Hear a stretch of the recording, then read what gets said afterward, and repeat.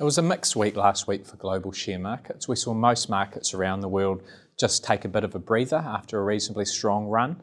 The US market and the Australian market both finished down 1.2%, while the local market held its own and actually rose ever so slightly. The New Zealand market's up 6.4% for the year now and continues to outperform most others around the world. It was a similar story for the Kiwi dollar. The New Zealand dollar rose against the Australian dollar but was down against most other trading partners.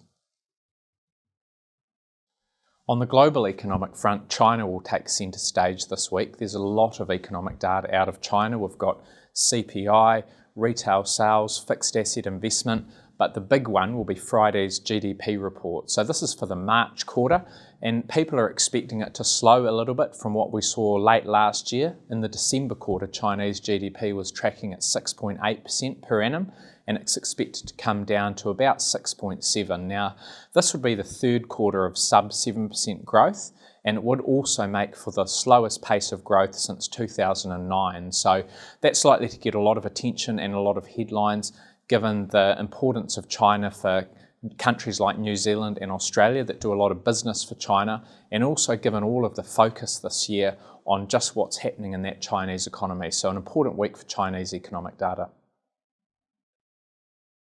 Outside of that Chinese economic data, the key events will probably be the beginning of the US reporting season. Now, reporting season starts this week. There's a handful of companies reporting. It really gets going over the next 2 weeks, but we will hear from some important financials like Wells Fargo, Citigroup, and Bank of America.